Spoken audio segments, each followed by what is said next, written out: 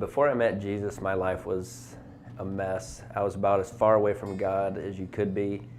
I always considered myself a Christian because I believed in God, but didn't know what it meant to have a relationship with Him. I went to the service when I was 18 and kind of got tricked into doing something I didn't want to do. So I was angry. I was taking steroids and started drinking a lot, and those three did not make for a good combination. So I got in a lot of trouble for drinking and fighting. I was arrested in 4 different countries.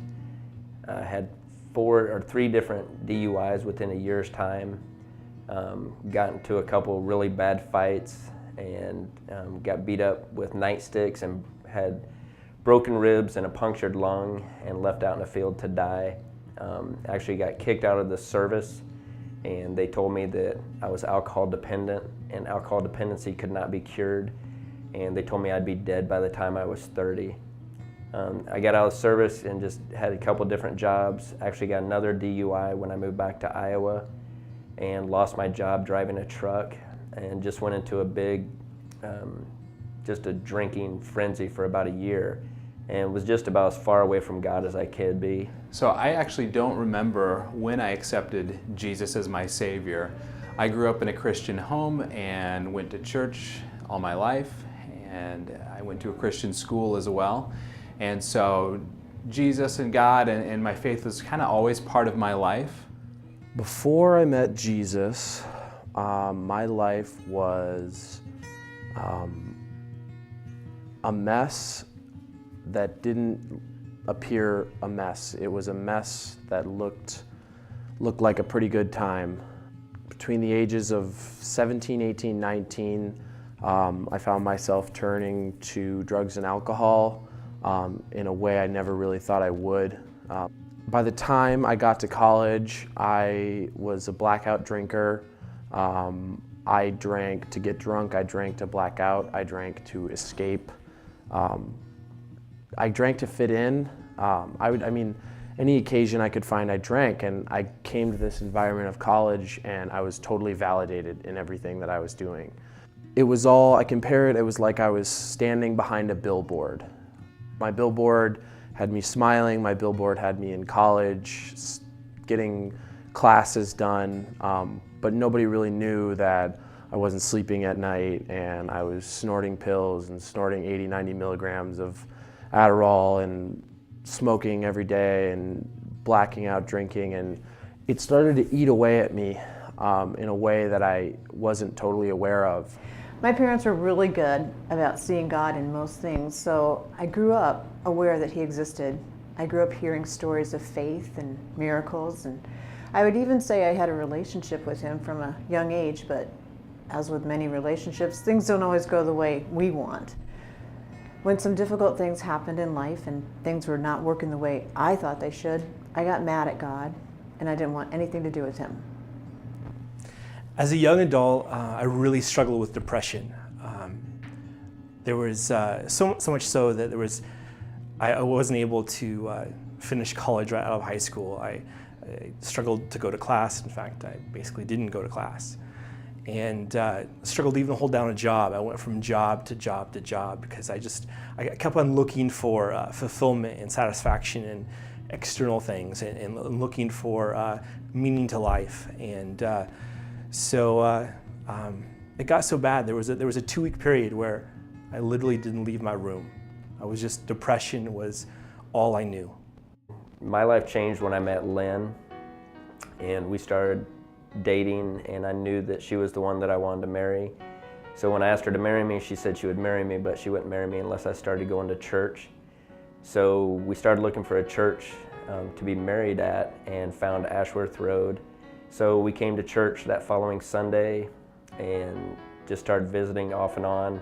We actually got married at this church, started coming to Sunday school, and there was just something different about the people. Then one day I told Lynn that I didn't know what it was, but I wanted to have what the people here had. There was just something about how dads interacted with their kids and how husbands interacted with their wives that I'd never been around before. And then one day, a couple months later after Savannah was born, Lynn was in Louisiana, and I came to church And I remember I just sat and I just started crying. Didn't know why. And I remember sitting in the pew and just all the things that I'd done in my life, all the times that I'd been sitting in jail, the time that I was laying in a field, thought I was gonna die, just all the disappointment that I'd caused my parents and the people that I knew, all the women that I had mistreated in my life, just all these things popped into my head. And I could literally see God sitting beside me, telling me that, if I'll come with him, that I would never have to go through that again. God just took it all away, took away wanting to drink, any desire to drink. It just all left me.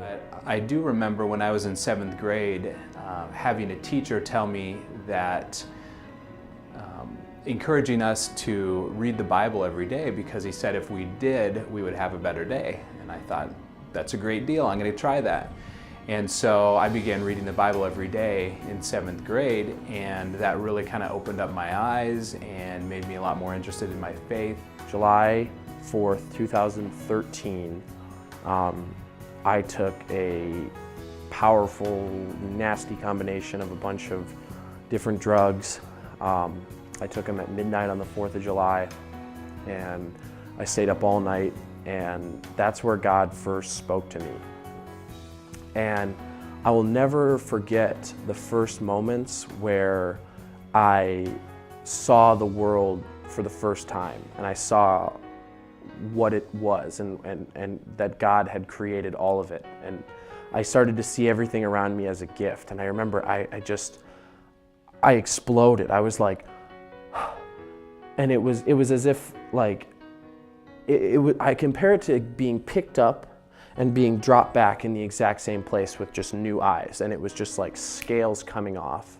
And I remember I went running over to my friend Shane, and as I was running up to him, I felt this wind come from behind me, like this warm wind that hit like every cell of my body. And I came running up to him like I had known it all along, and I just looked at him and I hugged him and I said, Shane, I did not believe that I could be saved until right now. I can't say there was one single event that caused me to change the way I think about Jesus, but rather a string of events and bad decisions that I had made over a period of years allowed me to see that Jesus was always there. He never changed. So in this period, I was looking for meaning and trying to find answers to what is the purpose to life and things like that. And I had a grandma that was a Christian, and I remember going to her house and just asking questions, and she would kind of just, it seemed like that day that she had all the answers to all the questions that I had. And from that time, I slowly began to seek out Christian fellowship and began to read the Bible for the first time ever. And things just seemed to make sense. And so I just began to, as best I knew how, just to follow Jesus.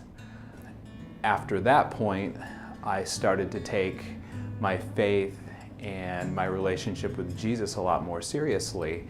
And it changed me in that I started to realize, this isn't just a bunch of rules that we follow. This isn't just a big religious thing that we do.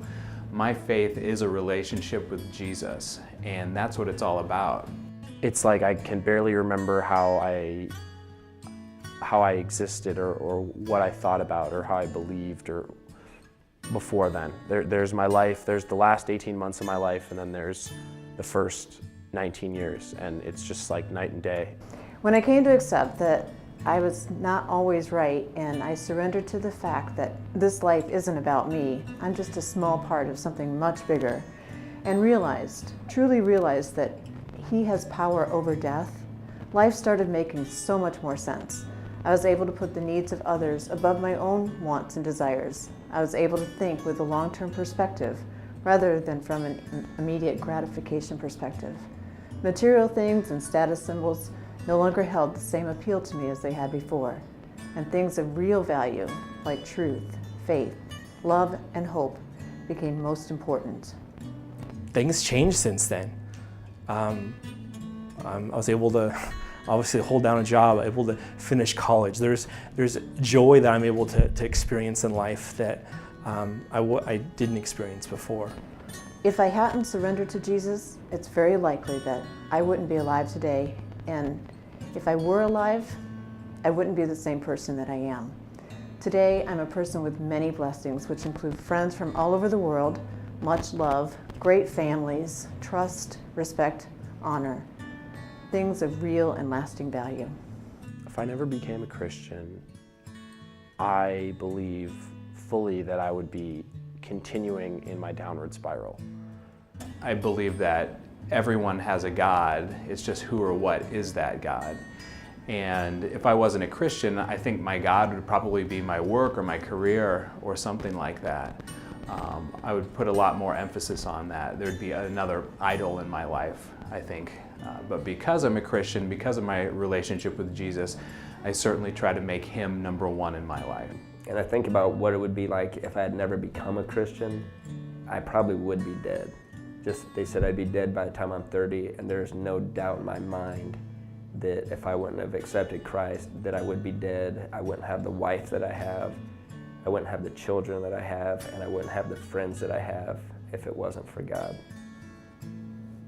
Man, if I never became a Christian, man, my life would be totally different than what it is now. I love it when I tell people how severely I struggle with depression, and they're like, "Really, you?" And they can't even imagine, that part of me. But so I love it when Jesus just makes you new. It really is a new creation, a new life, and I love that the old things are gone and the new things come. The love of Jesus in you just changes everything.